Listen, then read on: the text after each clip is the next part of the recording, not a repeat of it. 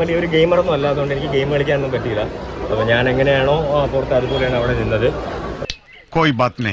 ഇപ്പോഴാ ഓർത്തത്, ബാത്റൂമിൽ പോയില്ല. ഒരു കാര്യം ഞാൻ കയറിയപ്പോൾ പറഞ്ഞതുപോലെ തന്നെ അച്ഛമില്ലേ അച്ഛമില്ലേ അച്ഛം என்பதில்லை. ഇച്ഛ കൊണ്ട പോരിലെല്ലാം തോற்று விட்ட போதிலும் அச்சமில்லை அச்சமில்லை அச்சம் என்பதில்லை. ഉച്ച മീത് വാണിടുന്ന് വീഴുകിன்ற പോതിലും അച്ചമില്ലേ അച്ചമില്ലേ അച്ചം என்பதில்லை എന്ന് പറഞ്ഞാൽ ഇതിന് പ്രത്യേകിച്ച് അർത്ഥമില്ല. എനിക്ക് പേടിയൊന്നുമില്ല. പിന്നെന്ന് വെച്ചാൽ ഞാൻ റോക്കി കരഞ്ഞ് മെഴുകി എന്നൊക്കെ പറഞ്ഞിട്ടുള്ള സംഭവം കാണുന്നുണ്ട്.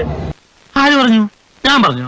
ഞാൻ കരഞ്ഞതെന്ന് വെച്ച് കഴിഞ്ഞാൽ 2 കാര്യങ്ങൾ കൊണ്ടാണ് ഞാൻ കരഞ്ഞത്. ഒന്നാമത്തെ കാര്യം എന്ന് വെച്ച് കഴിഞ്ഞാൽ ഞാൻ 6 വർഷം കാത്തിരുന്ന് എനിക്ക് കിട്ടിയ ഒരു അവസരം എനിക്ക് മിസ്സായി. എനിക്ക് ഈ പുകഴ്ത്തി പറയുന്നതേ ഇഷ്ടമല്ല. നമ്മളെ പറ്റി നിന്നെ പോലെയുള്ള നല്ല ആളുകൾ നല്ല 2 വർത്തമാനം പറഞ്ഞ കേൾക്കുന്നവര് വിചാരിക്കും ഞാൻ നിങ്ങൾക്ക് പൈസ തന്നിട്ട് പറയിപ്പിക്കാന്ന്. അത് ഒരാളിന്റെ ആക്ട് കൊണ്ടോ ഒരാളുടെ ആക്ഷൻ കൊണ്ടോ എന്റെ റിയാക്ഷൻ എവിടെയോ പോയി എനിക്ക് മിസ്സായി. അതോർത്തിട്ട് ഞാൻ കരഞ്ഞു. രണ്ടാമത്തെ കാര്യം എന്ന് വെച്ച് കഴിഞ്ഞാൽ ഒരു ദിവസം ഞാൻ സിജോയെ എന്റെ ഒരു ഫ്രണ്ടായിട്ട് കണ്ടു. സംശയമൊന്നുമില്ലല്ലോ. അങ്ങനെ ഒരാളിനെ പുറത്ത് കൈ വെക്കേണ്ടി വന്നതിലുള്ള വിഷമം കൊണ്ടും അതുമല്ല അയാൾക്കും വീട്ടില് അമ്മയുണ്ട്, അച്ഛനുണ്ട്, കൂട്ടുകാരുണ്ട്, അയാളെ സ്നേഹിക്കുന്ന ഒരുപാട് ആൾക്കാരുണ്ട്. അവരെ ഓർത്തിട്ടുമാണ് റോക്കി കരഞ്ഞത്, അല്ലാതെ റോക്കി പേടിച്ചിട്ട് കരഞ്ഞതല്ല.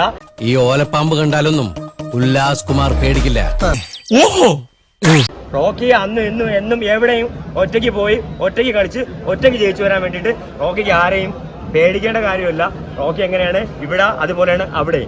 അന്നും ഇന്നും എന്നും രാജയും രാജയുടെ പിള്ളേരും സ്ട്രോങ് ആണ്.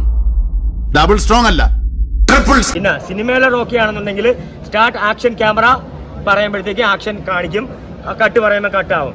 എന്താ സാർ കട്ട് പറഞ്ഞത്? കൂടുതൽ നന്നായി പോയോ? റിയൽ റോക്കിക്ക് സ്റ്റാർട്ട് ക്യാമറ ആക്ഷൻ ഒന്നും വേണ്ട. Always Rocky going on action. കളി ഹൈ റേഞ്ചിലാണെങ്കിലും അങ്ങ് പാരീസിൽ ചെന്ന് ചോദിച്ചാൽ പറയുന്നുണ്ടൊന്നും തോന്നരുത്, പക്ഷെ പറയാതിരിക്കാൻ പറ്റില്ല. സമാധാനം സന്തോഷമൊക്കെ പാട്. നിങ്ങൾ എന്ത് വെറുപ്പിക്കലാണ്? ഭയങ്കര വീട്ടിലാണല്ലോ നിങ്ങള്. ഇത് നിങ്ങൾക്ക് നിങ്ങളെ വീട്ടില് വെറുപ്പിച്ചാ പോലെ. താങ്ക്സ് ഉണ്ടടാ മോനെ ദിനേശ, താങ്ക്സ് അടിച്ചു പൊളിക്കടാ.